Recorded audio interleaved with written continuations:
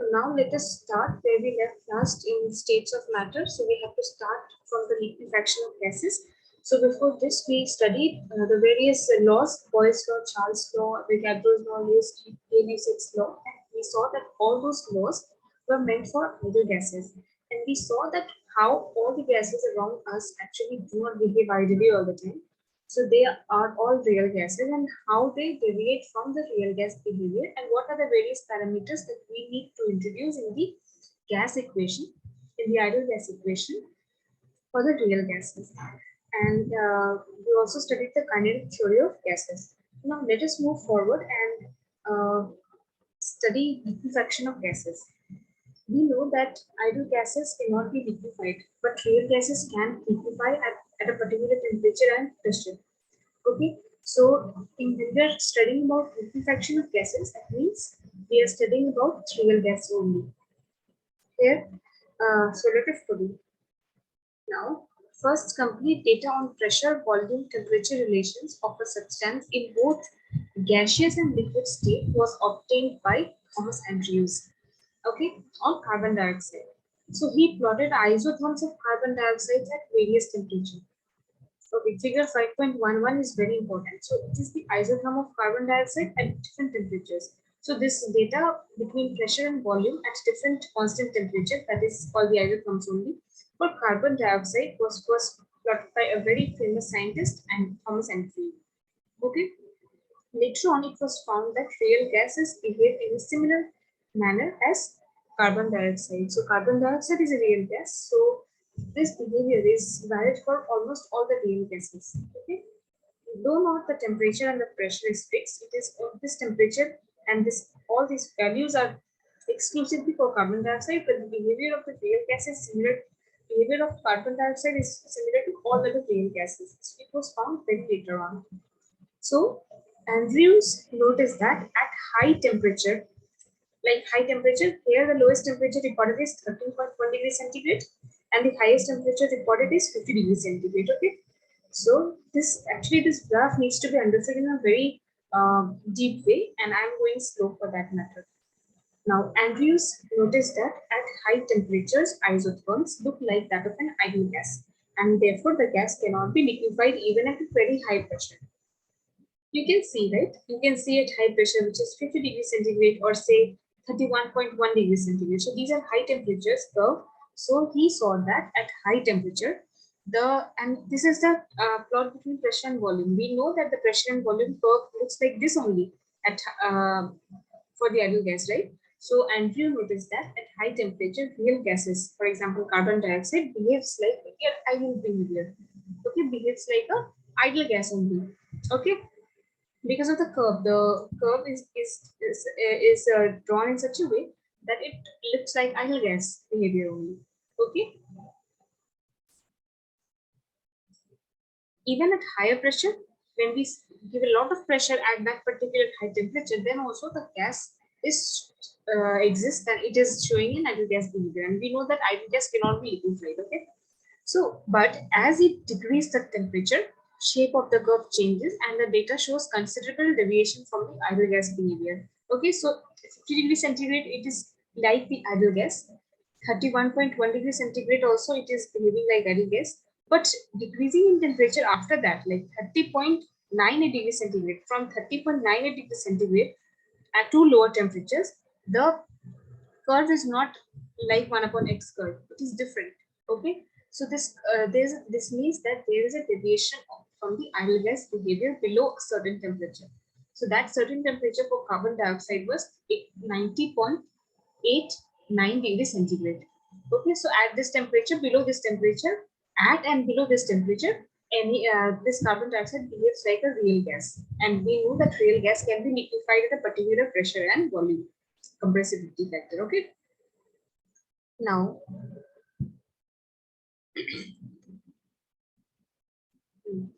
at 30.98 degrees centigrade, and carbon dioxide remains gas up to 73 atmospheric pressure. Okay, at 73 atmospheric pressure, liquid carbon dioxide appears for the first time, and the temperature 30.98 degrees centigrade is called the critical temperature. So let me explain you guys. So this is the first temperature that was observed by Andrew, that carbon dioxide was showing real gas behavior.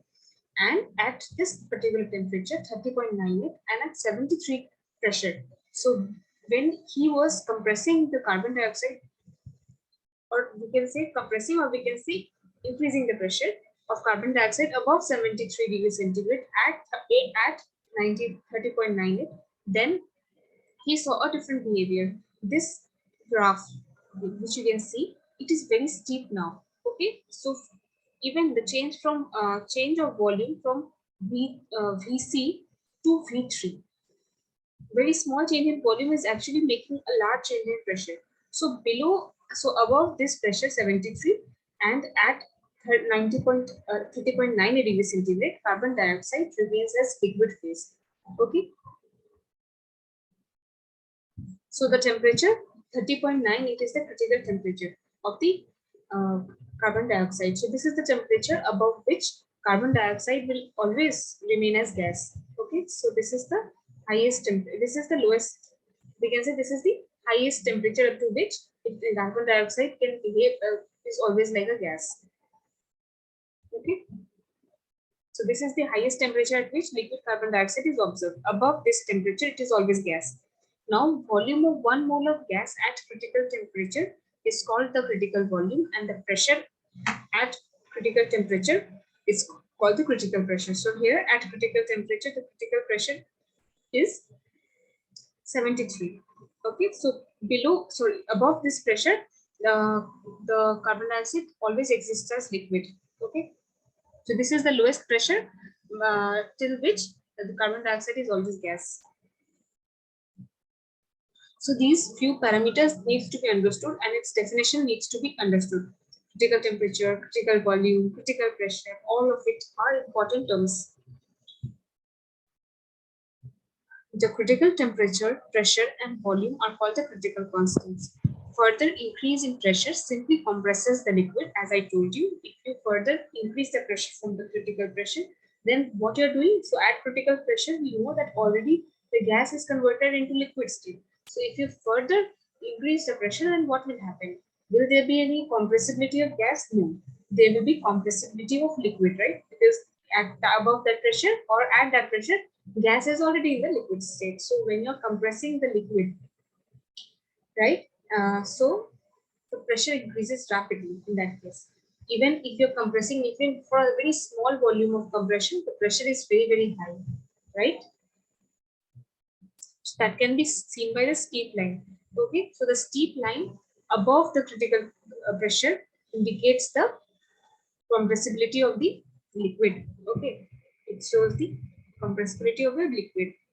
So even a slight compression results in a steep rise in the pressure, indicating very low compressibility of liquid. We know that liquids are not that much compressible because the intermolecular distances between the molecules is not that much in liquid state in comparison to the gas state, and that is why it is very, very difficult to compress liquid. So that is why even if you are compressing the liquid, very small compression also increases the pressure quite like high. So that is why there is a steep line above the critical pressure. That represents the compressibility of the liquid. So if below 30.9 degrees centigrade, the behavior of the gas on compression is quite different. Okay? So now we will be studying the isotherms below 30.98. We know that above 30.98, the real gas behaves like ideal gas only, but below 30.98, it will always behave like real gas. So there will be always a particular pressure above which it will be always a pressure at which and above which any gas would exist as a liquid state. So let us study the isotherms below 30.9 degrees centigrade. So here we studied 21.5 degrees centigrade. Okay. So now, if you study from A, okay, A to B you're going. So when you're compressing it at that particular temperature of 21.5 degrees centigrade, so when you're compressing carbon dioxide, so it is gas here. Only at B it starts to convert itself into liquid state. Until C, there is an equilibrium between the liquid state and the gas state of the carbon dioxide. And at C, all the gaseous carbon dioxide has already been converted into liquid carbon dioxide. So further, if you are compressing it, then what is happening? So compression from B to C is not changing the pressure because here it is in the equilibrium between the gas and the liquid phase. As soon as it reaches C, now all the gas has already been converted into liquid. Now what happens? Further compression from C actually starts compressing the liquid. You are compressing the liquid. So even if you are changing the volume, even very small from H to B, C is very small volume change, but the pressure is increasing from C to D. This implies this steep rise in the pressure by compressing in very small volume. Also, this indicates the compressibility of the liquid and shows that how slow is the compressibility of the liquid. Okay.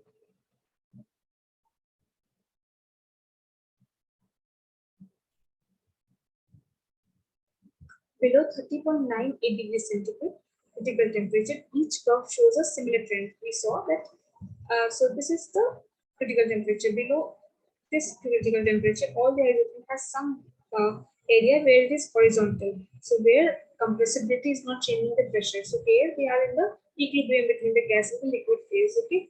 But at the critical temperature, there is no horizontal state. There is a point at which it is there's a point occurs where all the liquids and all the gas converts into converts into liquid rapidly. So it's a point, it's not a phase, okay?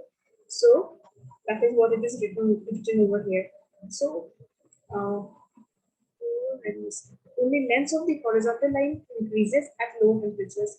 At critical point, horizontal portion of the isotherm merges into point. Thus, we see that at a point like A, in figure 5.11 represents a gaseous state, a point like B represents liquid state, and a point under the dome shaped area represents existence of liquid and gaseous carbon dioxide in equilibrium. This I have already explained quite a lot of time.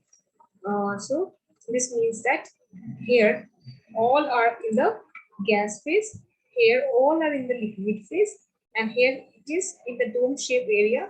There's an equilibrium between the liquid and the gas phase. This is what is written. All the gases upon compression at constant temperature, that is isothermal compression, show the same behavior as shown by the carbon dioxide. So this isotherm, that figure 5.11, it is of the carbon dioxide, but all the real gas has similar isotherms.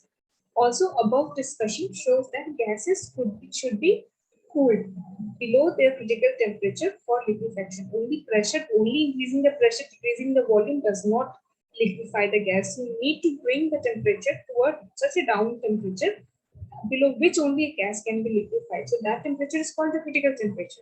So critical temperature of a gas is the highest temperature at which liquefaction of the gas first occurs. Okay? So above that temperature, no liquefaction occurs. So liquefaction of so-called permanent gases, that is gases which shows continuous positive deviation in Z value, requires cooling as well as considerable compression. Okay, both is required. Compression brings the molecules in close vicinity and cooling slows down the movement of the molecules. Therefore, intermolecular interactions will hold the closely and slowly moving molecules together and the gas liquefies. Okay, so only if you are decreasing the temperature, that is, you are decreasing the kinetic mobility of the molecules, and because it is lower in liquid and lowest in the solid, and also if you're compressing, you are making the molecules to come in close vicinity like in liquid and solids. That is why you are actually providing the basic criteria, or we can say basic environment in which that particular gas will like to be in the liquid state, because all those intermolecular distances will be low, and also the kinetic thing of the atoms present in the present will be low. Okay. So it is possible to change a gas into liquid or a liquid into gas by a process in which always a single phase is present. For example, in figure 5.11, we can move from point A to F vertically by increasing the temperature.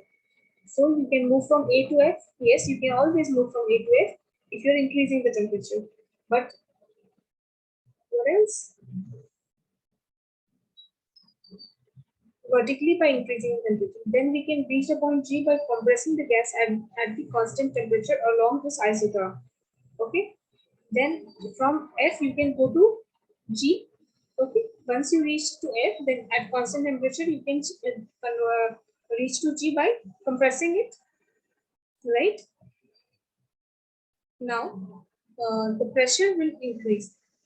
Now we can move vertically down towards D by lowering the temperature. Again, from G you can go to D by lowering the temperature at the particular pressure and volume conditions. Okay. Uh,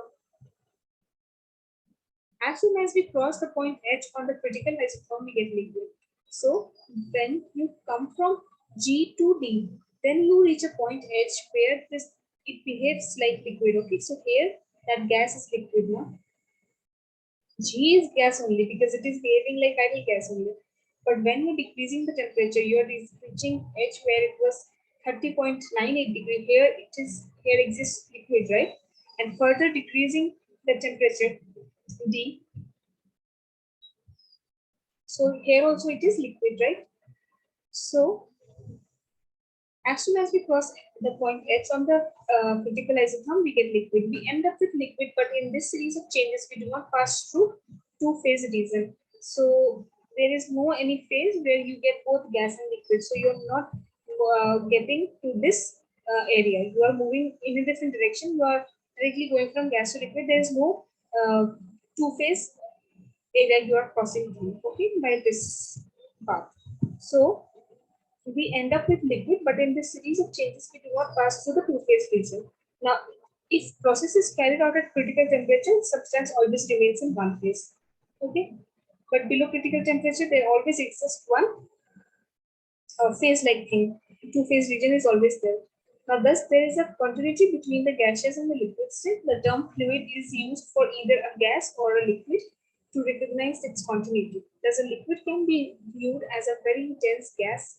Liquid and gas can be distinguished only when the fluid is below its critical temperature and its pressure and volume lie under the dome. Since in that situation, liquid and gas are in equilibrium and the surface separating the two phases is visible. Okay, so in the presence of this surface, there is no fundamental way of distinguishing between the two states. At critical temperature, liquid passes into gas like continuously, and the surface separating the two phases disappears. You don't see the surface. A gas below the critical temperature can be liquefied by applying pressure and is called vapor. So when you further compress the gas below its critical temperature, then that gas is called vapor actually. It is not called uh, Yes, it is now called vapor. So any gas below its critical temperature is called vapor. Okay. So carbon dioxide gas below its critical temperature is called it's not called carbon dioxide gas. Rather, it is called carbon dioxide vapor.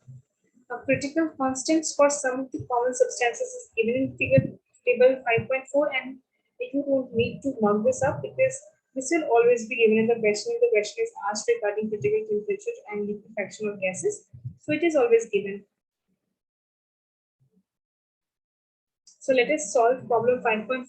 The question is, gases possesses characteristic critical temperature which depends upon the magnitude of the intermolecular forces between the gas particles. Now, critical temperature of ammonia and carbon dioxide is 405.5 Kelvin and 304.10 Kelvin. Which of these gases will liquefy first when you start cooling from 500 Kelvin to the critical temperature? So when you start decreasing the temperature of 500 Kelvin, then which temperature will reach first? Obviously, 405.5 Kelvin will reach first, and after that only you can get you will attain the critical temperature of carbon dioxide, which is 304.10 Kelvin. So this implies that that ammonia will liquefy first because its critical temperature is reaching first, right? And liquefaction of carbon dioxide requires more cooling. Okay. So now let us in continuity let us start talking about the liquid state. So until now we were only talking about the gas state, and we saw how the intermolecular forces like were there and it was far apart and all of those. So let us study some physical properties of the liquid state as well, and various phenomenon related to liquid state also we are going to study. So intermolecular forces here in the liquid state is quite stronger than in the gas state. molecules in liquid, they are quite close, and there is very little empty space between between the molecules in the liquid state, even compared to the in comparison to the gas phase. Okay, that is why liquid is dense form of gas, we say it sometimes. Molecules of liquids are held together by attractive intermolecular forces, and liquids have definite volume because molecules do not separate from each other. Because of this intermolecular forces, the liquid has a definite volume, but we saw that there was no intermolecular forces in case of gas. That is why the gas doesn't had definite volume. Okay, but liquid do have definite volume, but it doesn't have definite shape. Okay, however, molecules of liquid can move past one another freely. Therefore, liquids can flow, can be poured, can be assumed the shape of the container in which they are stored. So, because of the intermolecular forces, the molecules are always intact. They don't leave each other.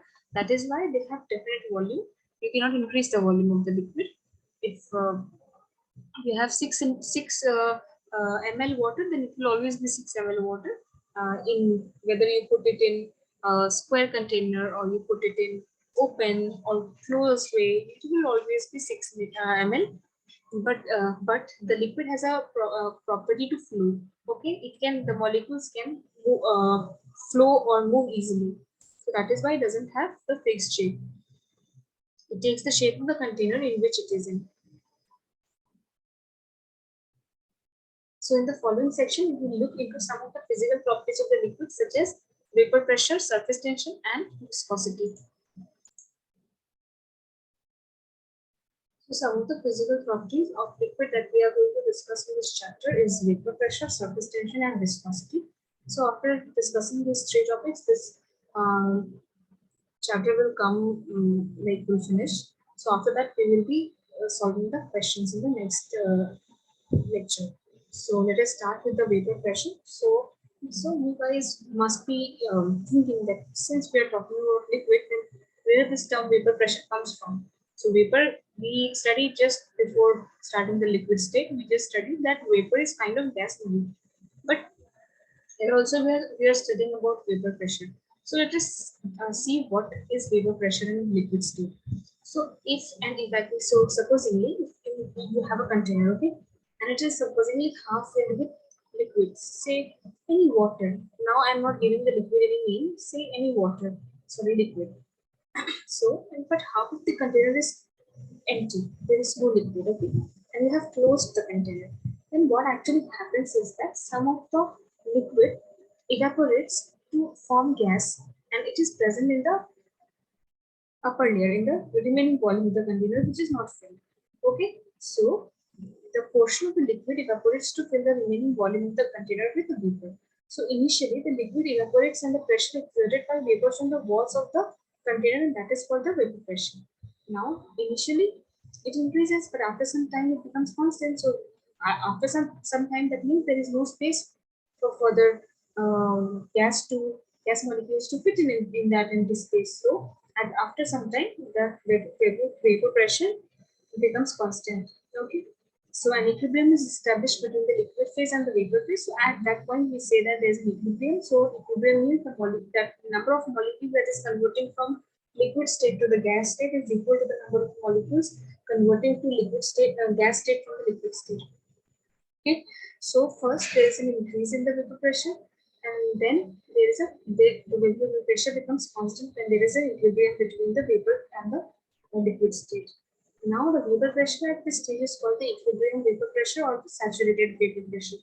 Now since process of vaporization is temperature dependent, we know that if you are keeping half empty glass of bottle in a hot summer, and then or you on and the same experiment you are performing in cold weather, then the rate of evaporation differs. Okay, so the rate of approaching the vapor pressure, equilibrium vapor pressure is also different. Okay, so the vapor pressure at this stage is okay. So since the process of vaporization is temperature dependent, so the temperature must be mentioned while reporting the vapor pressure of a liquid. So that means vapor pressure of a liquid at hot temperatures is little higher in comparison to the cold temperature. So always whenever you are telling about the vapor pressure of a liquid, then you always have to mention temperatures because it is high temperature dependent. Because evaporation is temperature dependent phenomenon. So when a liquid is heated in an open vessel, so in that case the liquid vaporizes from the surface at a temperature at which the real pressure of the liquid becomes equal to the external pressure of the vaporization can occur easily throughout the bulk of the liquid and vapors expand freely into the surrounding. So the conditions of free vaporization throughout the liquid is called boiling. So you know what is the boiling point and what is the definition of the boiling point. So until now we know that the temperature above which the liquid starts getting into the gas state. Okay, that is the boiling point. But in actual sense, how will you define the boiling point? So you will define it as the boiling point is that temperature where the vapor pressure of the liquid becomes equal to the external pressure. Okay, so when the vapor pressure becomes equal to the external pressure, then that phenomenon of vaporization occurs for the bulk. Okay, and we know that the boiling is bulk phenomenon, whereas evaporation was surface phenomena. But as soon as the vapor pressure of the liquid becomes equal to the external pressure, then that becomes a bulk phenomenon, and that is the point where it is called at that point is called the boiling point. Okay, the condition of free vaporization throughout the liquid is called boiling. Okay, so till now vaporization was only the surface. That was not called boiling, that was called evaporation. So, but now since it has become the bulk phenomenon, now it is called boiling and not evaporation. The temperature at which vapor pressure of the liquid is equal to the external pressure is called the boiling temperature at that particular pressure. Okay, so this is the definition of the boiling point. That was the primary class definition of the boiling point. That is the point at the temperature above which the liquid exists in gaseous phase. So this is not the definition you will be writing in your exam because this is not class 11 level definition. The class 11 definition is given over here. So the boiling point you will write it as the temperature at which the vapor pressure of the liquid equals the pressure of the external pressure. Okay, and that point is called the boiling point at a particular pressure. Okay, now vapor pressure of some common liquids at various temperature is given in figure 5.12. Again, you don't need to remember all of these. So at 180 pressure, boiling temperature is called the normal boiling point. And if the pressure is 1 bar, then the boiling point is called the standard boiling point. So there are two types of boiling point. So now we in the, like here we have the pressure of the atmosphere is 180. So we call the boiling point as a normal boiling point. But when the pressure becomes 1 bar, then that in that case it is called a standard boiling point. So it is very slight difference. Now standard boiling point of the liquid is slightly lower than the normal boiling point because 1 bar is slightly less than 1 atm. Okay. So the normal boiling point of water is 100 degrees centigrade, or we can say it in Kelvin as 373 Kelvin. But its standard boiling point is 99.6 degrees centigrade, which equals to 372.6 Kelvin. Now, what actually happens at higher altitudes? Atmospheric pressure is low, right?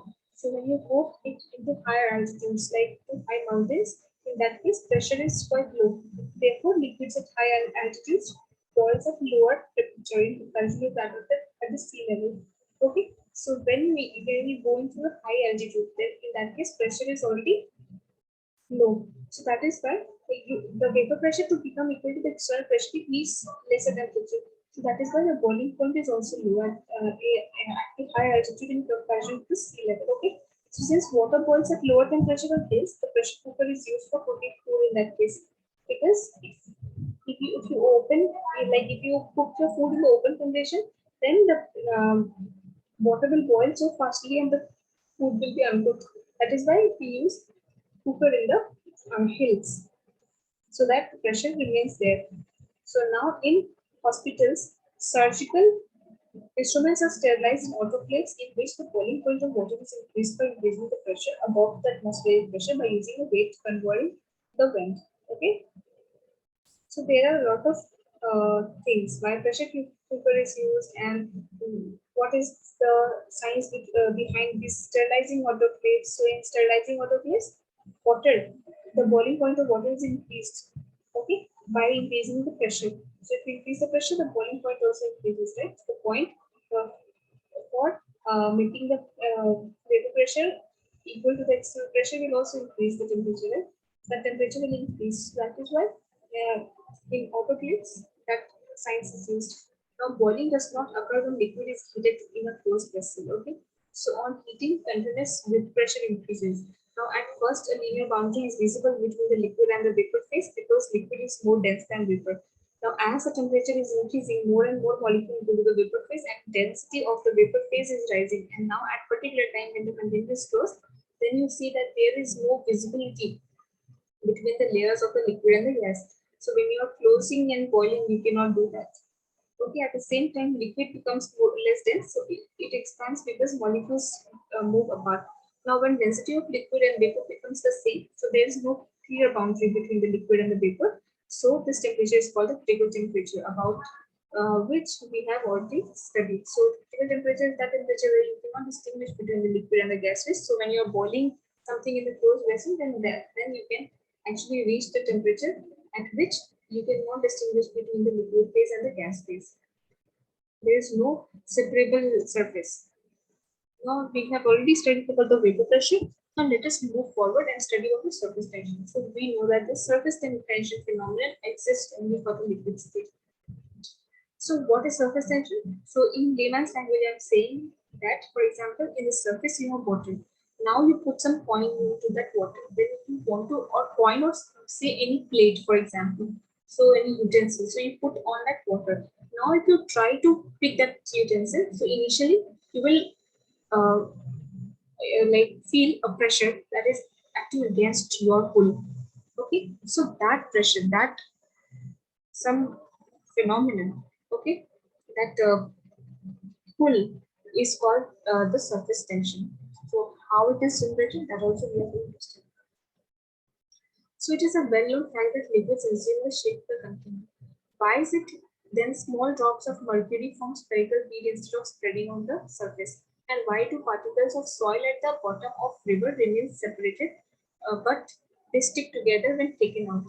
Now, why does the liquid rise or fall in a thin capillary as soon as the capillary touches the surface of the liquid? Now, all these phenomena are caused because of the characteristic property of liquid, which is called the surface tension. So, you will get your answer for all these questions when you study this particular section. Now, a molecule in a bulk of liquid. So, for that, I need to draw something. So, for example, this is the container, okay?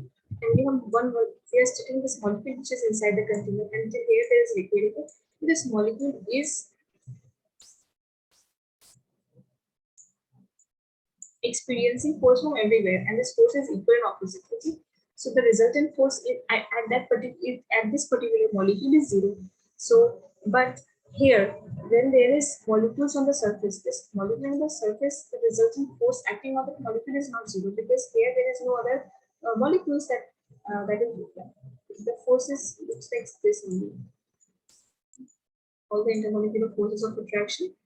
So the molecule in the bulk and the molecule in the surface, there is a difference. So molecule in the bulk has a net force of zero, but molecules in the surface does not have net force equals to zero. So it always tries to pull towards the bulk. So molecule in the bulk of a liquid experiences equal intermolecular forces from all the sides. Now the molecules therefore does not experience any net force, but for the molecules on the surface of liquid, net attractive forces towards the interior of the liquid. We already saw this, right?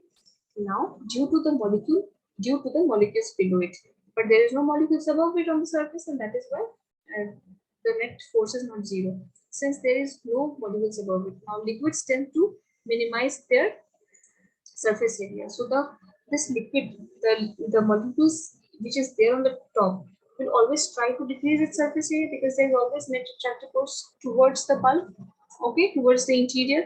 So that is why it will always tend to minimize the surface area.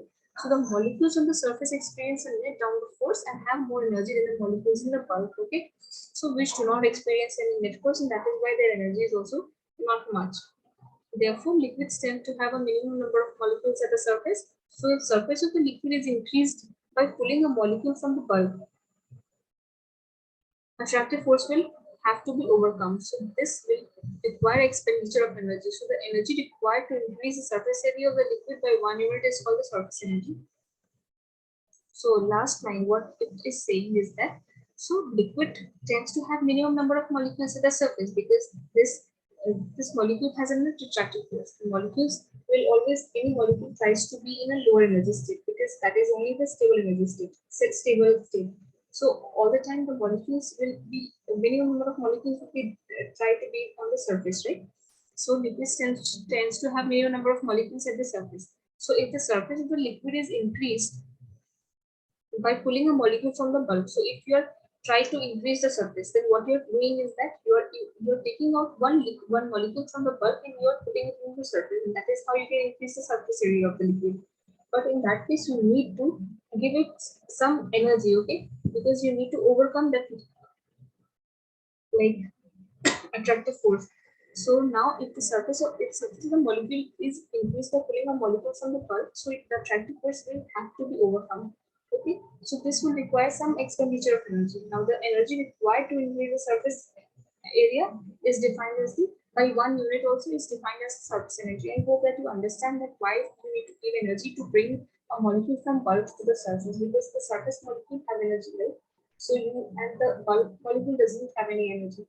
So you need to provide some energy in order to bring the molecule from bulk to the surface, and that is why there is a term called surface energy. So the energy that is required to increase the surface area of the liquid by 1 unit is called the surface energy. So, and its dimensions are joule per meter square. So in joules per area, we can say. So surface tension is defined as the force acting per unit length perpendicular to the line drawn on the surface. Okay. It is denoted by the Greek letter gamma. So it has a dimension of kg per second square, and in SI units it is represented as Newton per meter. Okay, so the lowest energy state of the liquid will be when surface area is minimum.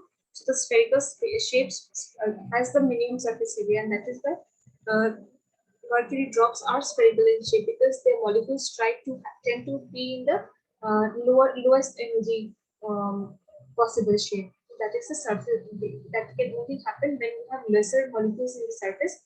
And that can only happen when you have lower surface area, and that is when your molecule when it is in the spherical shape. So the spherical spheres have the lowest surface areas. That is why the mercury drops always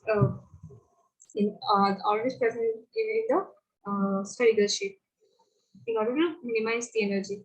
So, spherical shape satisfies this condition, and that is why mercury drops are spherical in shape. So this is the reason that sharp glass edges are heated for making them smooth. Okay. Now on heating, the glass melts and the surface of the liquid tends to take the rounded shape of the edges. Now which makes the edges smooth. This is called fire polishing of glass. Now let us talk about the capillary theory. So liquids tend to rise or fall in the capillary because of the surface tension. So liquids wet the things because they spread across their surfaces thin films. Moist soil grains are pulled together because surface areas of thin film of water is reduced. So it is all surface tension which gives stretching property to the surface of the liquid. This is because of the surface tension, that is the property of the liquid to stick to the surface. That is why there's in the capillary there's a rise or fall in the liquid, and also this is why the soil tends to spread when it is in the gas, and it tends to bind when you take it out. Okay. On a flat surface, droplets are slightly flattened by the effect of gravity, but in the gravity-free environment, droplets are always perfectly shaped, and that is because of the surface tension. Okay. Now, the magnitude of the surface tension of a liquid depends upon the attractive force. Definitely, how much attractive force is there. So, when the attractive forces are larger, the surface tension is larger. And you will see then when the attractive force will be larger. So, in that case, the attractive force will be larger, in which the liquids are more dense. That is, the molecules are even closer enough. So, we have a term called viscosity, which will define the density of the liquid basically.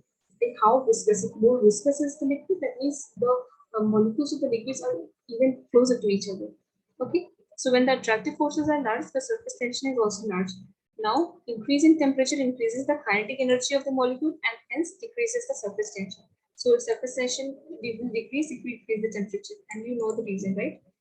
Now let us talk about the last topic for this particular chapter, states of matter, that is called the viscosity. So it is one of the characteristic property of liquids. Viscosity is a measure of resistance of flow which arises due to the internal friction between layers of fluid as they slip past one another by liquid phase. So viscosity, we know that some liquids are more viscous than another. So what is that viscosity? So viscosity is a property of liquid. Okay, so you can define viscosity as a resistance to flow. So this is different layers of a liquid. Okay, so you can just for imagination purpose, you can imagine this liquid in different layers. Okay, so when your and liquids have a tendency to flow, but the resistance to the flow is called viscosity. So the liquid that restricts itself to flow, like doesn't want to flow that easily, maybe the viscosity of such liquid should be high. So in that case, what will happen is that these layers have to slip, and that is why the flow will be there, right? Yeah, I think you can imagine what I'm saying. So if that slip is not that easy, that means the intermolecular forces between the internal forces between these layers are strong enough. It is not letting the upper layer slip to pass. Then then the flow will not be that much, and we say that the liquids are viscous.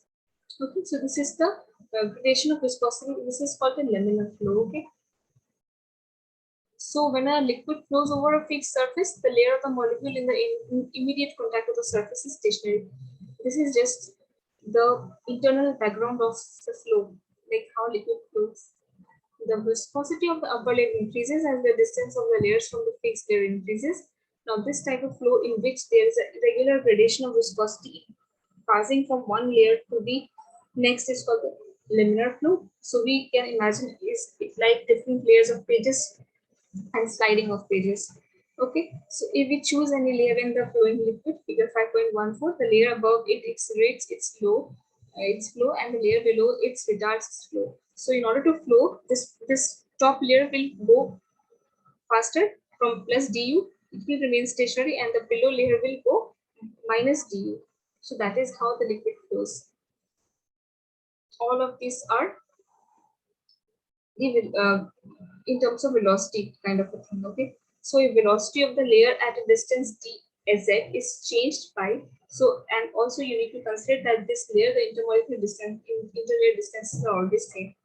So if the viscosity of the layer at the distance dz is changed by a value of du, then viscosity gradient is named as by the amount du upon dz.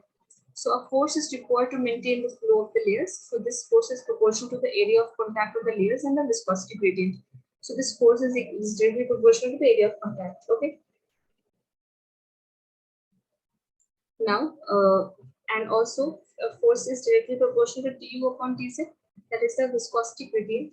So the change in viscosity with distance. Okay. So that means you can combine these two equations and then you get the formula for the viscosity of the coefficient of viscosity you need to put. So this is a constant. Okay, so this is constant for liquids. So eta is the proportionality constant and this is the coefficient of viscosity. So the viscosity coefficient is of course when viscosity gradient is unity. When so viscosity coefficient is the force when the viscosity gradient is unity. Okay, and the area of contact is also unity. Okay, so thus eta is a measure of viscosity, and SI unit of viscosity coefficient is 1 Newton second per square meter, which is also called the Pascal second. So in CGS system, the unit of coefficient of viscosity is Poise. Okay, it is named after a scientist. Now this is the unit conversion is given over here. Now greater the viscosity, the more slower the liquid will flow. This is very evident, right?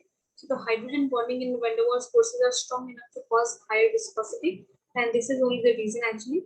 And glass is an extremely viscous liquid, so it is so viscous that many of its properties resemble solids. Okay, right? So I hope that you will be very surprised to know that gases are liquid, but the viscosity of gases is so high that is it resembles the property of solids. However, properties of flow of glass can be experienced by measuring the thickness of window panes of the old buildings. So in the old buildings, you will see the window panes are wider at the bottom and thinner at the top. Okay, so these becomes thicker at the bottom, then on that at the top. Now viscosity of liquids decreases as the temperature is rising. Definitely, you are actually decreasing the intermolecular forces and omitting all those forces between the molecules that they are keeping together intact. So because at high temperature, molecules have high kinetic energy and can overcome the intermolecular forces to slip past one another into between the layers. This chapter is complete. So in the next lecture, we will be talking about the exercises. So we'll be solving each and every question of the exercises. I hope that this chapter is clear to all of you. Thank you.